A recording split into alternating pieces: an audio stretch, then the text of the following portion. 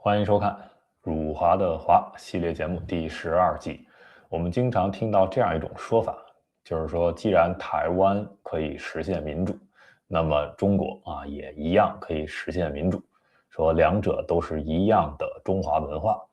所以呢，中华文化的这个根基里面是不抵触民主的。这句话对不对？我们今天要详细的拆解给大家。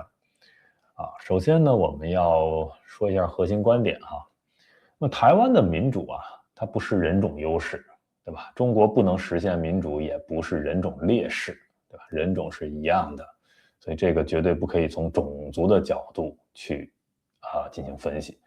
那么其次呢，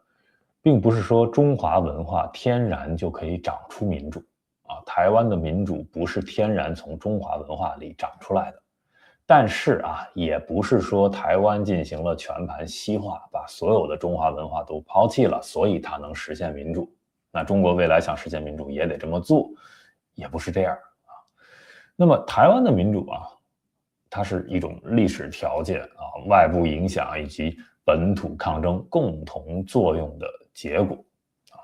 这个后面我们会给大家再详细分析一下首先我们要回到中华文化这个概念。我们看左右两边这是我们叫两种中华文化吧，但其实都属于中华文化你比如说语言和汉字那个属于中华文化，对吧？一些节庆和饮食习惯，这也是中华文化。家族伦理民间信仰，这些都是。那我们看右边大一统皇权中心民本而非民治，这种家长制、正统崇拜什么，这些其实也是中华文化。我们经常会说中华文化里有优良的部分也有糟粕的部分，大概就是这样划分的。那么台湾它并不是说把刚才这所有的中华文化都抛弃掉，左边的它还保留下来了，那么右边的实际上是一点点在松动，一点点在抛弃，或者说一点点在反思的。那么中华传统文化里其实是有民主因素的但没有民主制度必须说清楚它有一些限制军权、重视民意以及重视共同议事、地方自治的这些因素都有，但核心的结构它不是民主制的是君主制、家长制、官僚制的，公民也不能平等的参与政治。它不是一个制度化的人民主权，所以，你不能说中华传统文化里完全没有民主因素但是你也不能说它有自然的就可以从中华文化长出民主来。那我们详细的分析一下你比如说孟子说“民为贵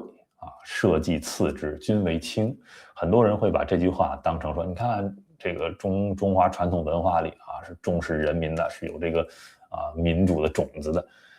但这个有一点不一样这是一种民本思想，它不是民主什么叫民本呢？就是说这个国家是吧，水能载舟这个水是人民人民是这个根本，它主要它是在强调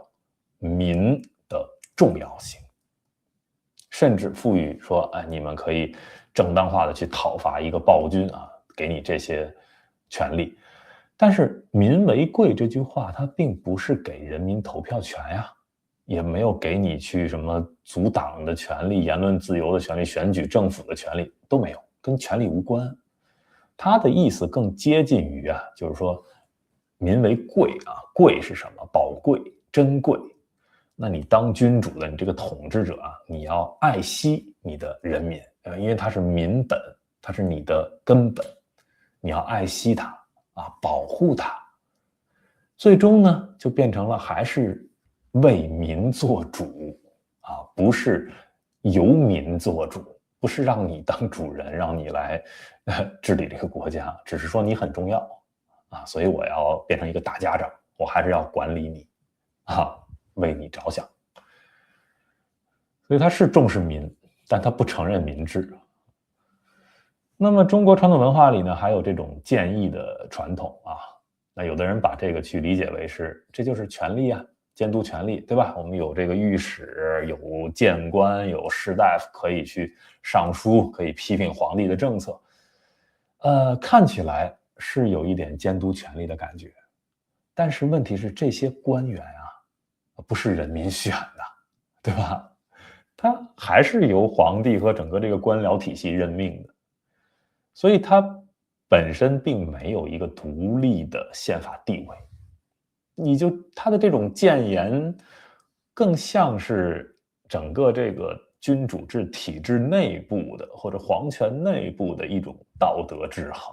啊，它并没有给人民民主的这种制度化。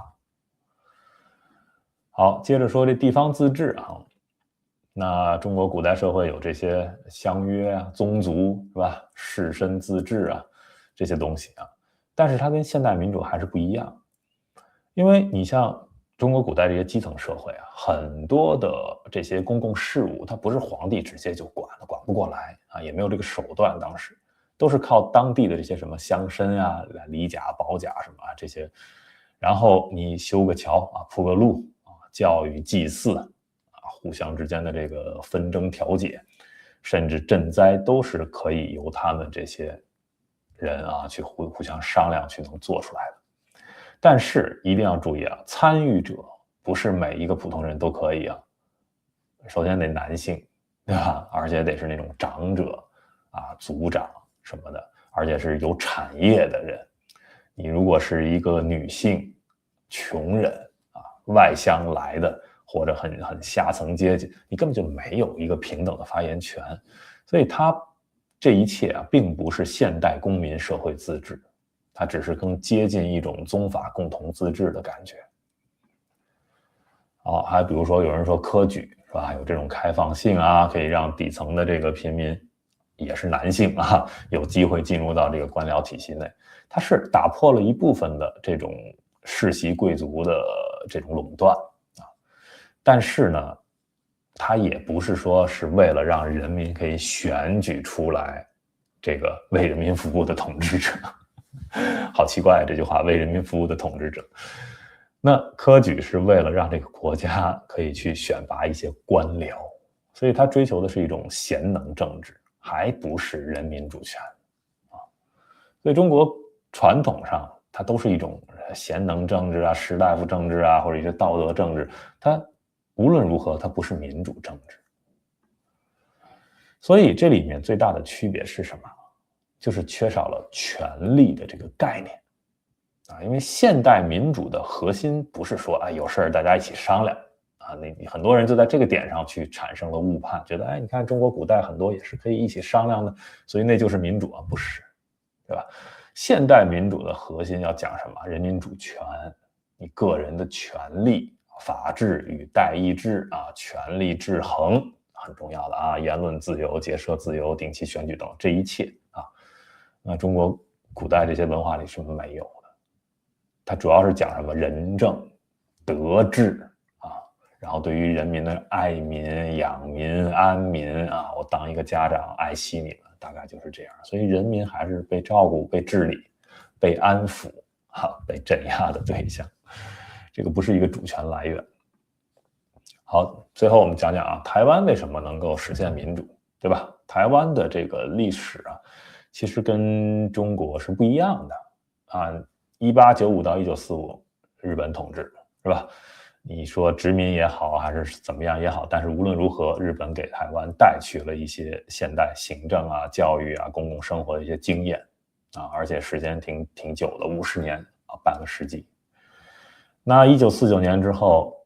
国民党去了啊，变成一种威权统治啊，白色恐怖。那么10几年之后啊，那么60年代到80年代这20多年，经济起飞了，台湾啊，中产阶级与社会力量在成长啊，然后呢，尤其到70年代、80年代的时候，一些地方选举啊、党外运动、社会运动啊，这种民主要求都在累积啊，它等于是作为一个公民社会的一些经验在一点点累积。好，87年之后直接解严啊，本土化，这个政党竞争啊，民主制度定型，一直到今天啊，这也都快40年了。所以台湾的民主是一点一点争出来的，不是谁送给他的，也不是说台湾是因为也说这个华语啊，所以是一个中华文化，自然就生长出来了民主。所以很多中国人说啊，没有了共产党，中国也就自然有了民主，不是的，啊，不是那么容易的，一定要看到其中的一些差别。这个差别是什么？我觉得首先，你要真的要抗争啊，长期的抗争，然后一点点培养这个公民社会学经验。其次呢，就是说一定要把中华文化里面啊和现代文明脱节的那些糟粕的东西，你要剔除啊，不能因为啊凡是中华文化的，哎，都是宝贝，都要留着。那这里面有一些东西跟民主是完全冲突的。所以台湾并没有说放弃所有的中华文化才能实现民主，这个话也不对，对吧？你像语言、汉字啊，这些庙宇啊、家族伦理什么，这些影响都还在，这些并没有抛弃掉啊，它不是做了一个文化的切割，对吧？但是你像有一些大一统啊，什么一些个人崇拜、党国的神话、服从啊、威权啊，什么国家高于个人，是吧？集体高于个人，就这些东西。在中国现在讲的比较多的这种东西啊，或者比较崇拜的中国古代文化里的那种秦制啊、大一统啊等等等等，这些东西台湾不太讲啊，这些东西是台湾这几十年慢慢松动的、脱离的，甚至切割的部分。那这种做法，其实对于台湾能够实现民主化起到很大的作用。那也就是说，如果中国未来想要学习台湾的某种经验，那在如何去切割掉中华文化里的一些糟粕的这部分，中国确实可以向台湾去学习。好，最后我们说结论啊，台湾的民主证明什么呢？证明华语社会当然可以民主，是吧？你像其实日本、韩国里面都有一些中华文化的影响，对吧？啊，你更别说像新加坡，是不是啊？也是一个例子。就是说华语跟民主它并不是完全对立的啊，这个不可以这么说。然后从人种上来说，也不是说中国人就不配民主啊，这些都不对，对吧？但是一定要看到你在民主化的过程中，你一定要对自己的传统的文化，或者说啊这个文化背后所承载的这些传统的观念，你要进行改造啊，你一定要摆脱，甚至摆脱掉中华传统政治文化中的一些核心部分。好，我们今天分析了一些啊，所以真正关键的不是什么民族性啊，而是制度条件、历史经验以及最重要的公民的持续抗争。